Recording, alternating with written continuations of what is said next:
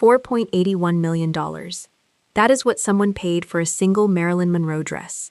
Not a diamond necklace, not a mansion, not a rare painting. A dress. The flesh-toned, crystal-covered gown Marilyn wore when she stepped onto the stage at Madison Square Garden in May 1962 and sang Happy Birthday to President John F. Kennedy. The performance lasted only minutes. The dress survived for decades, and in 2016 it sold for $4.81 million. But that was not the only Marilyn Monroe item to reach an astonishing price.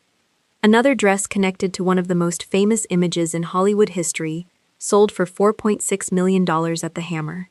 A red film costume reached about $1.2 million. Her wedding ring sold for more than $770,000. A white piano connected to her mother reached more than $660,000. Even the Black Thunderbird she once owned sold for nearly $490,000. And some of these objects were not made from particularly rare materials. Their value came from something money cannot reproduce. Marilyn touched them, wore them, drove them, kept them, performed in them. That connection turned fabric, metal, wood, and glass into historical artifacts collectors were willing to fight over. So today, we are counting down 10 Marilyn Monroe belongings and costumes, from already shocking prices to the objects that became multi-million-dollar treasures. And as the prices rise, one question becomes harder to ignore. What exactly are collectors paying for? The object itself? Or the feeling that, for one moment, they are holding something that still brings them close to Marilyn?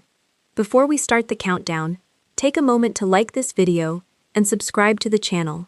Here, we go beyond the famous photographs and Hollywood mythology to uncover the real stories, documented auction prices, and surprising details behind the objects connected to Marilyn Monroe. Because some of these items sold for amounts that seem almost impossible, and as we move toward number 1, the prices only get more extraordinary. We begin at number 10 with an object that does not look remotely as valuable as the price suggests: a Golden Globe. Specifically, Marilyn Monroe's Golden Globe for World Film Favorite. In 2018, that award sold for $250,000, $250,000. Not because the trophy itself was made from extraordinarily rare materials, not because it contained diamonds, not because it was some unique piece of jewelry. Its value came from what it represented. By the time Marilyn received major recognition from the entertainment industry, she had already spent years fighting against the idea that she was simply a beautiful face. She had been photographed endlessly, discussed endlessly, marketed as a sex symbol, but awards gave her something different: recognition, proof that the industry itself understood the scale of her popularity. That matters because Marilyn's relationship with fame was complicated. The public loved her. Studios knew she could sell tickets. But she also wanted to be taken seriously as a performer. So this trophy represents something more than glamour. It represents approval from the system she had spent years trying to impress.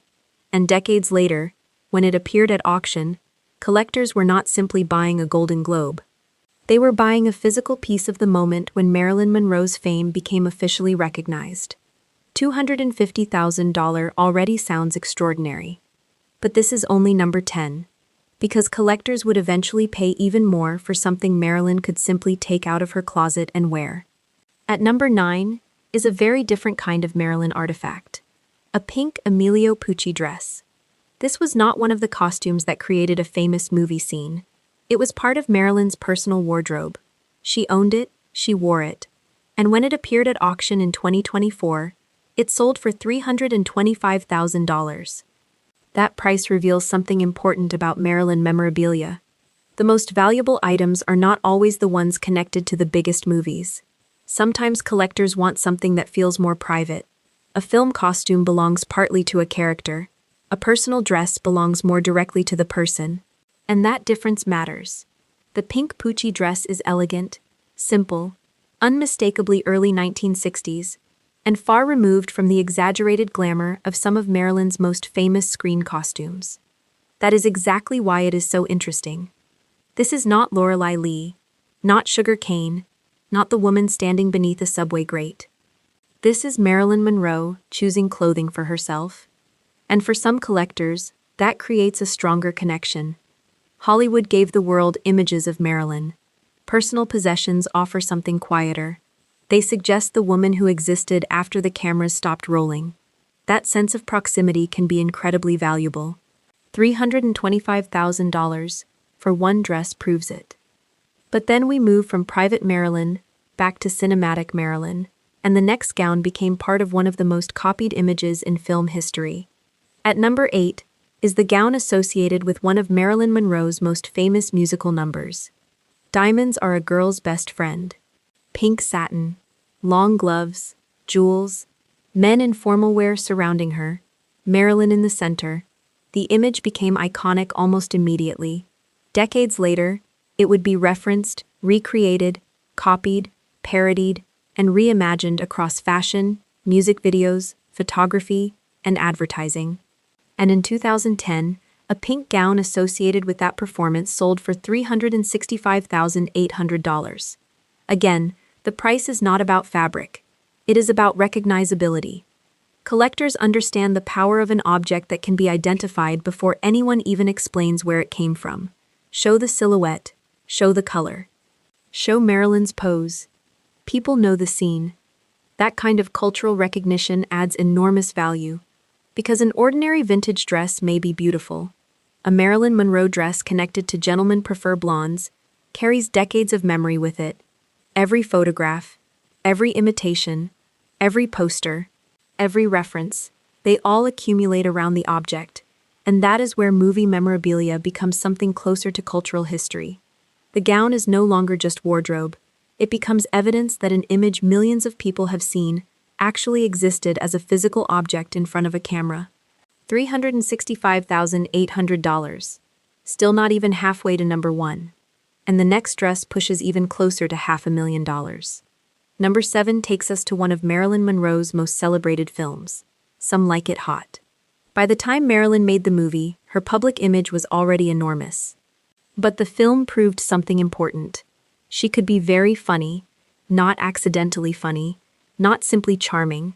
Her comedy depended on timing, pauses, delivery, reaction, control, and a costume connected to that performance later sold for $460,000, nearly $500,000. That price reflects two different versions of Marilyn at the same time. The first is the glamorous movie star, the woman whose costumes became visual events. The second is the actress, the performer whose work in Some Like It Hot helped strengthen her reputation as a gifted comic presence. That combination matters, because collectors are often willing to pay more for an object attached to a famous moment of performance. The closer the connection between the artifact and the image people remember, the stronger the demand can become. An anonymous cocktail dress from the 1950s might be worth a fraction of this. A Marilyn Monroe cocktail dress tied to one of her defining movies becomes something else entirely. And yet, as expensive as $460,000 sounds, the next item proves that Marilyn memorabilia did not need to be clothing at all. Sometimes the object could simply be something she used in everyday life, and it could still sell for almost $500,000. At number 6, we leave the wardrobe behind. A black 1956 Ford Thunderbird. Marilyn Monroe Productions purchased the car in December 1955, and unlike a screen costume, this object moved through Marilyn's real life. She could sit inside it, drive it, arrive somewhere in it, leave somewhere in it. The car became part of the ordinary movement of a woman whose public life was becoming anything but ordinary. When the Thunderbird appeared at auction in 2018, it sold for $490,000. Almost $500,000. Think about what the buyer was really purchasing. Not just a classic American car. There are other Thunderbirds. Not just a beautiful example of 1950s design. There are other restored cars. What made this one different was the ownership history. Marilyn Monroe. That name transformed the car from collectible automobile into celebrity artifact. And cars create a different kind of intimacy from costumes. A dress captures a public image. A car suggests private movement.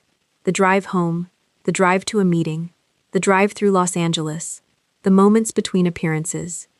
Collectors can imagine Marilyn not performing, not posing, not standing beneath studio lights, but simply moving through her day. That sense of physical closeness drives value. But the next object is even more personal. It was not famous because Marilyn wore it. It was not famous because audiences saw it. Its importance came from family memory, and that made it one of the most emotional objects in the entire auction history surrounding her. Number 5 is a white baby grand piano. At first glance, that may sound less glamorous than a movie costume or a black Thunderbird, but this piano carried something those objects did not. Family history. The instrument originally belonged to Marilyn's mother, Gladys. After Gladys was institutionalized, the piano was sold. Years later, Marilyn searched for it and managed to buy it back. That detail completely changes the object. This was not simply furniture. It was something connected to Marilyn's childhood, to her mother, to a family life that had often been unstable and fragmented. When the piano appeared in Christie's famous 1999 sale of Marilyn Monroe's personal property, the estimate was only a fraction of what it ultimately achieved. It sold for $662,500. Mariah Carey became the buyer. Why would anyone pay that much for a piano? Because this is where celebrity memorabilia stops being about luxury. The piano was valuable because Marilyn valued it. She had wanted it back. She had searched for it. She had restored a physical connection to something from her mother's life. And that story gives the object emotional weight no amount of expensive material could create. A crystal gown can represent fame. A diamond ring can represent romance. A car can represent lifestyle. But this piano represents memory. And for collectors, memory can be just as valuable as spectacle. More than $660,000.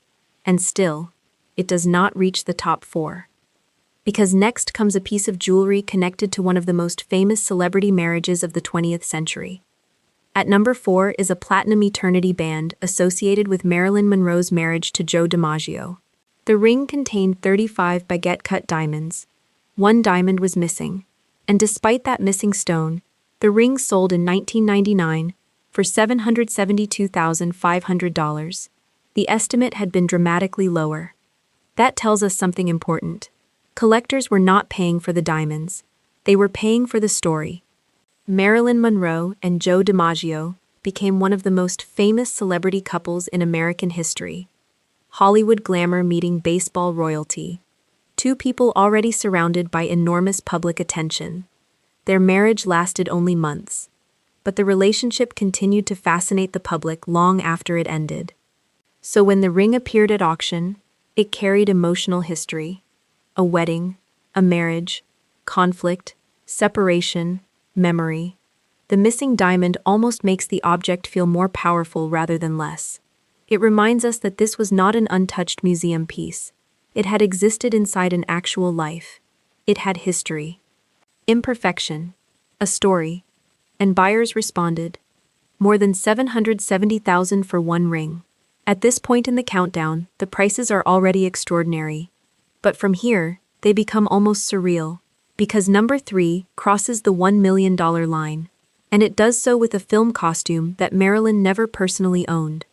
At number 3, we need to make an important distinction. This was not personal property from Marilyn Monroe's estate. It was a film costume preserved inside Debbie Reynolds' legendary Hollywood costume collection. That distinction matters, but it did nothing to reduce the auction value. A red sequined costume from Gentlemen Prefer Blondes sold for approximately $1.2 million. One dress, 7 figures. Why? Because surviving Hollywood costumes can become extraordinarily rare. Costumes were made to serve a production. They could be altered, reused, stored badly, separated from documentation, lost, destroyed. For decades, the movie industry did not always treat wardrobe as historical material. Debbie Reynolds did. She spent years preserving costumes and artifacts connected to classic Hollywood. That preservation is one reason objects like this survived long enough to reach auction. And once a surviving costume can be connected clearly to Marilyn Monroe and a major film, scarcity becomes part of the price. There is another factor too. Gentlemen Prefer Blondes is not an obscure title buried somewhere in Marilyn's filmography. It is one of the works that helped define her image. So collectors were bidding on survival, film history, Marilyn, and the physical remains of a Hollywood era that no longer exists. Approximately $1.2 million. For most celebrities, that would be the headline number. For Marilyn Monroe, it is number 3. Because the next two dresses would sell for amounts normally associated with fine art. Number 2. The dress almost everyone knows. Even people who have never watched The 7-Year Itch know the image. Marilyn Monroe standing above a subway grate. The air rises. The pleated ivory dress lifts. She pushes it down. She smiles. Photographers capture the moment. And one of the most famous images in Hollywood history is born. The dress was designed by William Travilla. And like the red gown before it, this was not an item that came directly from Marilyn's personal estate. It survived through Debbie Reynolds' Hollywood costume collection. Then, in 2011, the dress went to auction. The estimate was already enormous. But bidding kept climbing. $1 million, then $2 million, then $3 million, still going, $4 million, still going. The hammer finally came down at $4.6 million, and that was before additional buyer's premium. Why would anyone pay that much? Because this is no longer just a costume. It is cultural shorthand. You can show the silhouette without Marilyn's face. People still recognize it. You can recreate the pose. People know what you are referencing. The image exists far beyond the film itself. It has appeared in posters, advertising, fashion shoots, artwork, parodies, tributes, costumes. Decades of popular culture. That kind of recognition is extraordinarily rare. Most film costumes remain connected to a specific movie. This one escaped the movie and became part of the global image of Marilyn Monroe. And once that happens, the value changes completely. Collectors are no longer buying only fabric. They are buying one of the few surviving physical objects tied directly to a visual image that almost everyone recognizes. $4.6 million for a dress. And yet, it still does not take number 1. Because there was another Marilyn gown that carried an even more specific historical moment. And unlike the subway dress, this one had already been sold for more than $1 million once before. Then it came back to auction. And the price exploded. Number 1. May 19, 1962, Madison Square Garden. A birthday celebration for President John F. Kennedy. Thousands of people in the building. Millions more would eventually see the footage. Marilyn Monroe walks onto the stage. At first, she is covered. Then the outer layer comes away. Underneath is a flesh-toned Jean-Louis gown designed to create the illusion that she is wearing almost nothing except shimmering crystals. The dress was so fitted that Marilyn reportedly had to be sewn into it. Then she sings, "Happy birthday, Mr. President." The performance lasts only minutes. But the image becomes inseparable from Marilyn's final year. There is Marilyn, the dress, the spotlight, the breathy voice, Kennedy in the audience, an entire era compressed into one strange, glamorous moment. Decades later, the dress became part of Christie's 1999 auction of Marilyn Monroe's personal property. It sold for $1,267,500. Already one of the most astonishing celebrity memorabilia prices ever seen. That could have been the end of the story. It was not. 17 years later, the same gown returned to auction. Julien's Auctions. And this time, the final price reached $4.81 million. The same dress. More than $3.5 million higher than its 1999 sale. That is one of the clearest examples of Marilyn's memorabilia becoming more valuable as the distance from her lifetime increased. The gown had not changed. Marilyn had not worn it again. No new historic performance had been added to its story. What changed was the cultural value surrounding it. More years had passed. More books, more documentaries, more exhibitions, more fascination, more mythology. The object became increasingly irreplaceable. There was only one gown from that night. Only one physical object tied to that exact performance. And the market understood that. $4.81 million. A world record price for a dress sold at auction at the time. And suddenly the question behind this entire countdown becomes impossible to ignore. What are collectors actually buying? Because no piece of fabric is worth $4.81 million on material value alone. They are buying history, association, scarcity, and the feeling that one physical object can somehow bring them closer to a woman who has otherwise become an image. So why Marilyn Monroe? Why do her possessions and costumes keep reaching prices that sound almost impossible? There are 4 major reasons. The first is recognizability. Certain Marilyn objects are connected to images that exist far beyond classic film audiences. The subway dress, the Kennedy gown, the pink gentlemen prefer blondes look. These are not simply costumes, they are visual symbols. The second is scarcity. There may be millions of photographs of Marilyn, but there is only one original object with a specific history. One exact ring, one exact piano, one exact car, one exact gown from a particular performance. Scarcity creates competition. The third factor is provenance.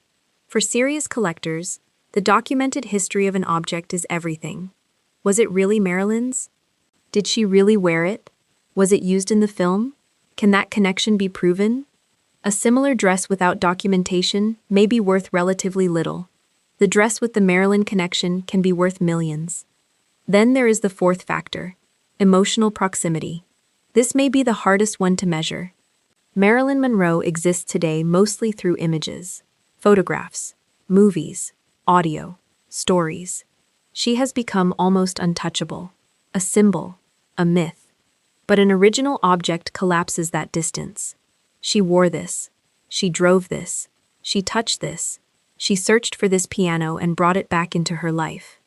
And that physical connection can become incredibly powerful. Look at the objects in this countdown: a trophy, a Pucci dress, a movie gown, a cocktail dress, a Thunderbird, a piano, a wedding ring, more costumes, completely different materials, completely different purposes. The one thing they share is Marilyn. That is what gives them their value. Christie's 1999 sale of more than 500 pieces of her personal property generated more than $13 million. That figure makes something very clear. Collectors were not interested in only one famous gown. They wanted the pieces around the legend, the private Marilyn, the public Marilyn, the movie star, the woman at home, the bride, the daughter, the actress, the celebrity. And maybe that is the strangest part of all. Marilyn Monroe became one of the most reproduced faces in history. Her image can be purchased almost anywhere: a poster, a photograph, a book, a print. But collectors do not pay millions for the copy. They pay millions for the object that was actually there. The dress under the lights, the ring on her hand, the car in her life, the piano connected to her mother. They cannot own the moment. They cannot own Marilyn, so they compete for what remains. If you enjoyed discovering the extraordinary prices behind Marilyn Monroe's surviving belongings and costumes, take a moment to like this video and subscribe to the channel. And tell us in the comments, if you could preserve only one Marilyn Monroe artifact in a museum forever, which one would you choose?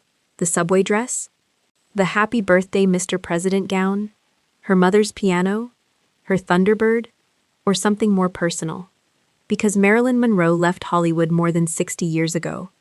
But every time one of her belongings reaches an auction block, collectors prove that the world is still willing to pay millions just to hold on to one physical piece of the legend.